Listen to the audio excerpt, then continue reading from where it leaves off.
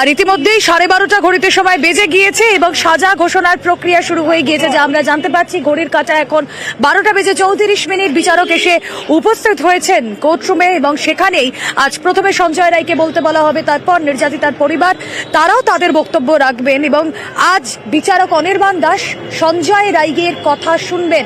আগের দিনও সঞ্জয় রায় যখন বিচারক রায় ঘোষণা করছিলেন তখন নিজের কথা বলেন, আত্মপক্ষ সমর্থন করে এবং নিজেকে নির্দোষ নিজেকে বলা হয়, নিজেকে বলে যে আমাকে ফাঁসানো হচ্ছে। আজ সঞ্জয় রায় কি বলে দেখা সময় এগিয়ে এসেছে।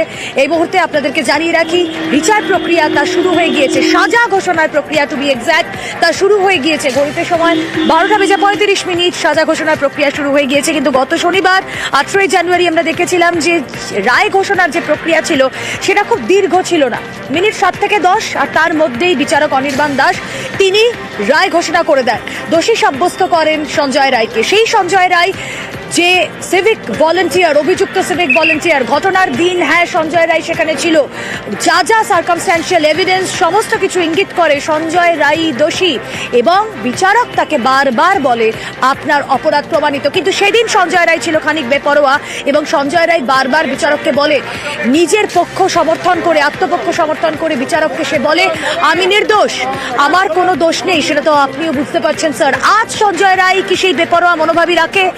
ইতিমধ্যেই সাজা ঘোষণার প্রক্রিয়া শুরু হয়ে গিয়েছে। বিচারক যখন সঞ্জয় রায়কে বলতে বলবেন তখন সঞ্জয় রায় কি বলে? আজও কি সে নিজেকে নির্দোষ প্রমাণ করবে নাকি জি হুজুর আমি দোষী, আমি অপরাধ করেছি এ কথা বলবে? অবশ্যই আমাদের সেদিকে নজর থাকবে। এছাড়া নির্যাতিতার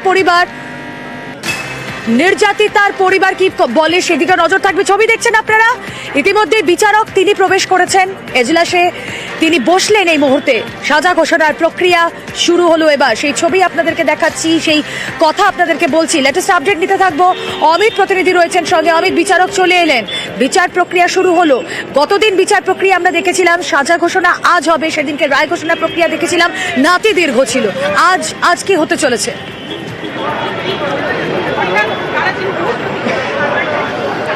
দেখো, 12:36 বিচারক এজলাসে এলেন। বিচারক এজলাসে তার নিজের যে আসন বা যে চেয়ার সেখানে তিনি বসেছেন এবং একদম শুরুতেই যিনি যাকে দোষী সাব্যস্ত করা হয়েছে সঞ্জয় রায়, তাকে এজলাসে আনার জন্য তিনি নির্দেশ দেবেন এবং সঞ্জয় রায়কে আদালত কক্ষে নিয়ে আসা হবে। আমরা তার দেখেছি যে বিচারক 12:36 তিনি আদালত কক্ষে পৌঁছে গিয়েছেন। নিজের আসনে তিনি ইতিমধ্যেই যে চেয়ার তার বিচারকের আসনে তিনি বসেছেন এবং ওখানে যে পুলিশ কর্মী উপস্থিত রয়েছেন তাকে নির্দেশ দিয়েছেন ইতিমধ্যেই যে যিনি অভিযুক্ত বা যাকে দোষী সাব্যস্ত করা হয়েছে সঞ্জয় রায়, তাকে আদালত কক্ষে নিয়ে আসতে হবে। এবং কোর্টের ভেতরে আইনজীবীরা রয়েছেন, সংবাদ মাধ্যমের কর্মীরা রয়েছেন এবং নির্যাতিতার পরিবারের তরফে ছজন সদস্য, তার বাবা মা ছাড়াও পরিবারের আরও 4 জন সদস্য তারা এসছেন, তারাও কিন্তু আদালত কক্ষে রয়েছেন। একদম বিচারকের সামনের যে বেঞ্চ, সেখানে অভিযুক্ত পক্ষের যিনি আইনজীবী অর্থাৎ সঞ্জয় রায় যাকে দোষী সাব্যস্ত করে তার আইনজীবী, তার হয়ে যিনি লিগাল এডে রয়েছেন কবিতা সরকার তিনি রয়েছেন, সিবিআইয়ের তরফে 2 জন আইনজীবী, একজন স্পেশাল পিবি পার্থসারথী দত্ত তিনি রয়েছেন এবং অনুরাগ তিনি রয়েছেন। এছাড়া নির্যাতিতার পরিবারের আইনজীবী তারাও রয়েছেন। দ্বিতীয় বেঞ্চে বসে রয়েছেন নির্যাতিতার পরিবারের সদস্যরা এবং আসামিকে ইতিমধ্যেই অর্থাৎ সঞ্জয় রায়কে আদালত কক্ষে নিয়ে আসার জন্য নির্দেশ দিলেন বিচারক। আর সময়ের অপেক্ষা। অমিত, তুমি আমাদের সঙ্গে থাকো। এই মুহূর্তে কোর্টরুমে কি চলছে আপনাদেরকে জানাই। বিচারক ঢুকেছেন, বিচারক বসলেন এবং সকলকে বললেন একটু শান্ত থাকুন, কোর্টকে শুনানি করতে দিন। বিচারক বললেন আসামি ডাকুন।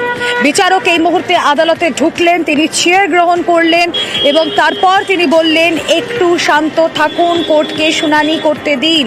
তার পাশাপাশি আসামি মানে দোষী সাব্যস্ত সঞ্জয় রায়কে ডাকুন। বিচারক এই কথাই বললেন। কোর্টরুমে এই মুহূর্তে বিচারক এসে পৌঁছেছেন, আসামিকে ডাকতে বললেন তিনি। বিচারক অনির্বাণ দাস আজ বিচারক অভিযুক্ত দোষী সাব্যস্ত সঞ্জয় রায়ের কথা শুনবেন। সুতরাং আগেই তিনি শান্ত থাকতে বলছেন, তিনি কোর্টকে শুনানি করতে দিতে বলছেন, পাশাপাশি তিনি বলছেন আসামিকে ডাকার কথা। আরও আপডেট, প্রতি মুহূর্তের আপডেট আমাদের দর্শকদের সামনে তুলে ধরবো। এই মুহূর্তে অমিত রয়েছেন সঙ্গে। হ্যাঁ অমিত, তোমাকে বিরত করেছিলাম, প্লিজ কন্টিনিউ।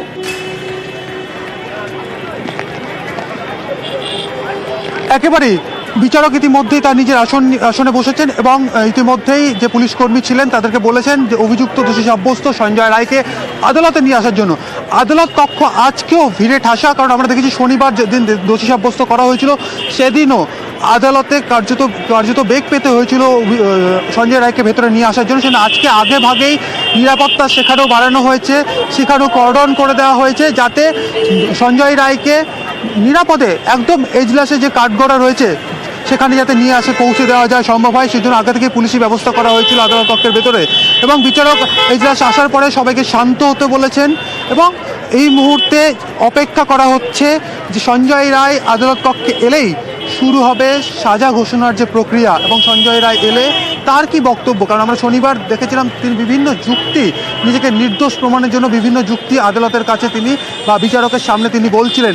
তাকে বলতে শোনা গেছিল যে স্যার আপনি জানেন যে আমি নির্দোষ, অন্যরা কেউ এর সঙ্গে জড়িত, আমাকে দিয়ে বিভিন্ন কাজ করানো হয়েছে। আজকে বিচারক ওই দিনই বলেছিলেন যে সোমবার আজ অর্থাৎ যেদিন সাজা ঘোষণা করা হবে সেদিন তার বক্তব্য শোনা হবে সাজা ঘোষণা করার আগে। সেক্ষেত্রে এজলাসে সঞ্জয় রায় এলে সঞ্জয় রায়ের কি বক্তব্য সেটা কিন্তু শোনা হবে। এবং এই মুহূর্তে যে ছবি দেখা যাচ্ছে যে বাবা মা এসেছেন কিনা বিচারক জানতে চাইলেন এবং সৌজন্য বিনিময় করলেন। একদম এজলাসের বিচারকের সামনে যে দ্বিতীয় সারি রয়েছে সেখানে তার বাবা মা বসেছিলেন, তারা উঠে হাত জোর করে দাঁড়ালেন। সঞ্জয় রায় এসে পৌঁছেছেন কাঠগড়ায়। অমিত, সঞ্জয় রায় এসে পৌঁছেছেন কাঠগড়ায়। আমি কথা বলবো অমিত তোমার সঙ্গে, তুমি আমাদের সঙ্গে থাকো।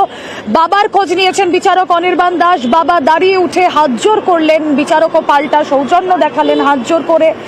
এবং সঞ্জয় রায় তাকে কাঠগড়ায় ইতিমধ্যেই নিয়ে আসা হয়েছে। 12:36 বিচারক কোর্টে এলেন, সঞ্জয়কে আনা হলো ঠিক 12:41 কাঠগড়ায় প্রস্তুত করা হলো সঞ্জয় রায়কে। বিচারক এসেই প্রথমেই সকলকে বলেন শান্ত থাকতে, কোর্টকে শুনানি করতে দিতে এবং তারপর তিনি বলেন আসামিকে ডাকতে। 12:41 সঞ্জয় রায়কে আনা হলো কাঠগড়ায়। বাবার খোঁজ নিয়েছেন, নির্যাতিতার বাবার খোঁজ নিলেন বিচারক অনির্বাণ দাস।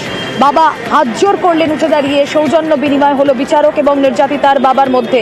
কথা বলবো, আমাদের প্রতিনিধি অমিত রয়েছেন সঙ্গে। অমিত,